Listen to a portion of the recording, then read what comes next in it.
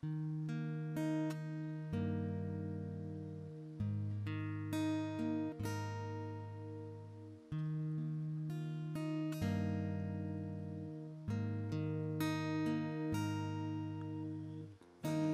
yang lebih tahu cara untuk membuka jalanku. Engkau yang lebih mengerti cara untuk menolong hidupku. Engkau yang lebih tahu cara untuk membuka jalanku. Engkau yang lebih mengerti cara untuk menolong hidupku. Ku percaya Kau Tuhan yang tak pernah gagal menjadikanku lebih dari pemenang. Ku percaya Kau Tuhan yang tak pernah lalai menepati janji-janji-Mu.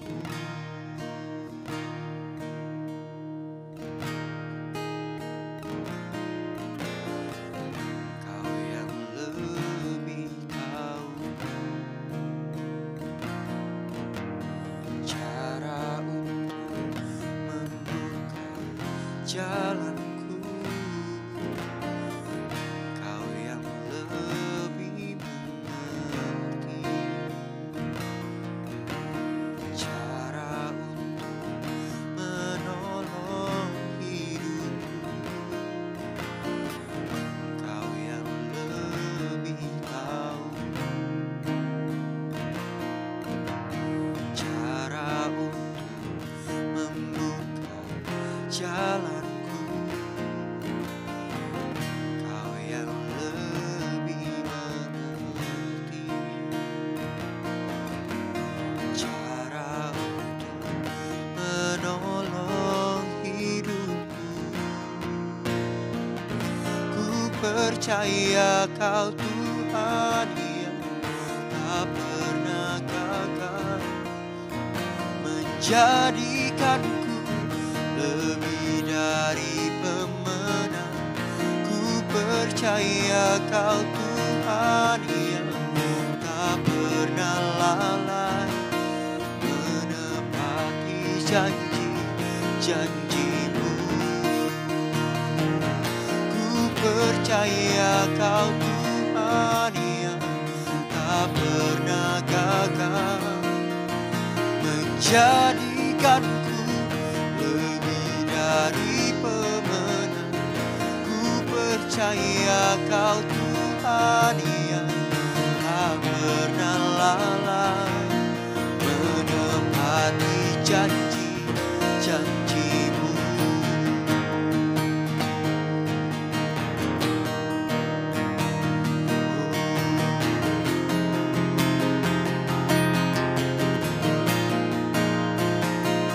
Dia Tuhan yang tak pernah gagal menepati setiap janji. Mari pagi hari ini sama-sama kita menyembah Dia. Sebab Dia Tuhan yang selalu setia dalam kehidupan setiap.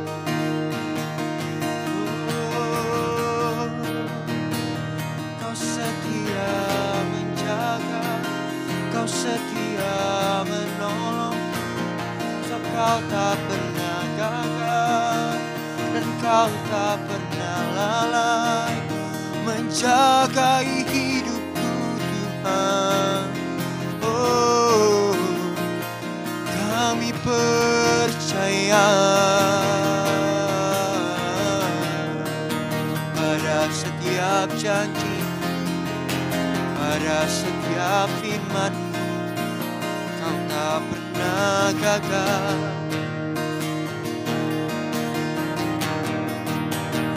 tak pernah lalai untuk menolongku. Pertolonganmu nyata, tak pernah terlambat, selalu setia. Kau yang menuntunku Tuhan, Kau yang memimpin jalanku. Kami perlu Kau Tuhan, oh, yang tak pernah gagal, yang tak pernah lalai untuk menolong setiap kami, untuk menjaga setiap kami. Kami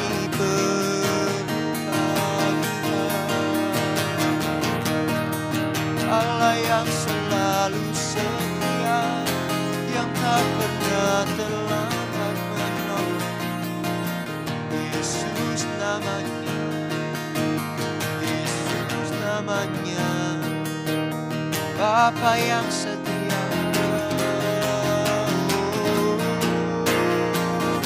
Ku percaya Kau Tuhan yang tak pernah gagal, menjadikanku lebih dari pemenang. Ku percaya Kau Tuhan yang tak pernah lalai, menepati janji-janji-Mu.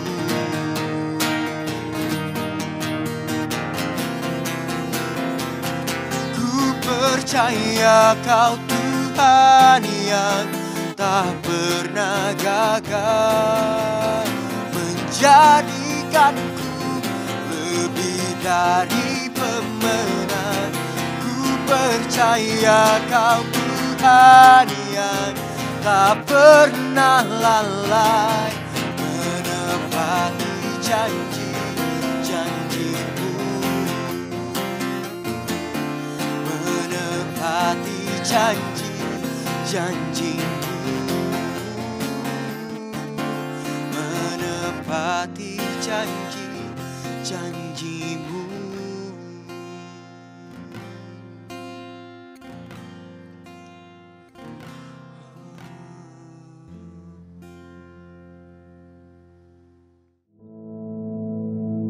Our Father, which art in heaven, hallowed be thy name. Thy kingdom come, thy will be done in earth as it is in heaven. Give us this day our daily bread, and forgive us our debts, as we forgive our debtors. And lead us not into temptation, but deliver us from evil. For thine is the kingdom, and the power, and the glory, forever. Amen.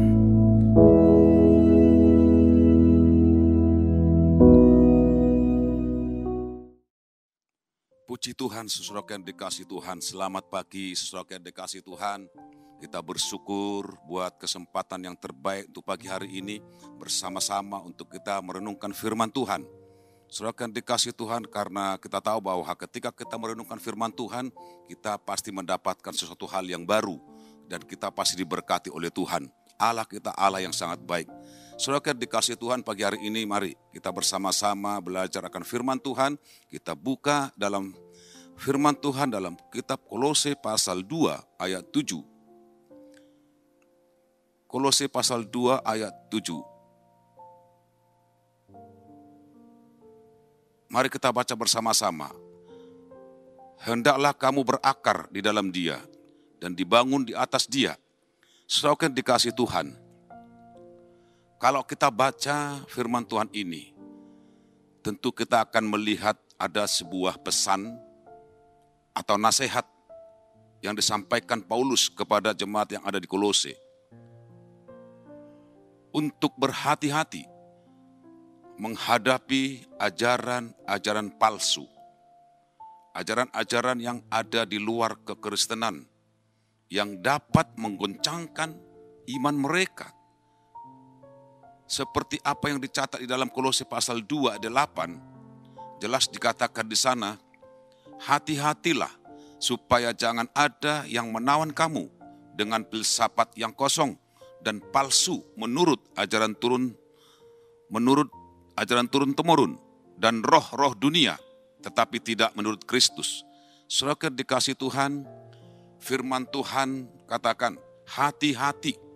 Kenapa Paulus berkata hati-hati? Saudara dikasih Tuhan, Paulus melihat bahwa ada di sekitar mereka, ada di sekeliling mereka, itu mulai melakukan sesuatu untuk menggoncangkan iman mereka, orang-orang percaya kepada Tuhan. Seperti tadi yang dikatakan ajaran-ajaran palsu, filsafat-filsafat palsu, atau roh-roh duniawi yang tidak menurut Kristus. Saudaraku, pada waktu-waktu seperti itu, tentu ketika ada ajaran-ajaran itu sudah mulai masuk dalam sekitar mereka, dan ketika mereka mau berhadapan dengan orang-orang itu, saudara yang dikasih Tuhan, itu dapat sewaktu-waktu menggoncangkan iman percaya mereka kepada Kristus. Orang-orang percaya kepada Tuhan, iman mereka akan tergoncangkan. Karena di mana pada saat itu jemaat Kolose baru percaya pada Kristus. Ketika mungkin kita mengawali percaya kepada Kristus, saudaraku, iman kita mungkin belum bertumbuh, iman kita belum kuat. Ketika ada ajaran-ajaran yang seperti apa yang dikatakan dalam Kolose ini mungkin bisa masuk dalam hati dan pikiran kita. Oleh sebab itu Paulus menasihati supaya berhati-hati. Kenapa saudara dikasih Tuhan? Sebab orang-orang yang percaya kepada Tuhan, menerima Kristus sebagai Tuhan dan Juru Selamat hidup mereka. Kolose pasal 2 ayat 6 dikatakan di sana, kamu telah menerima Kristus Yesus Tuhan kita. Saudara, itulah sebabnya Paulus memberikan wejangan, nasihat kepada jemaat yang baru percaya ini.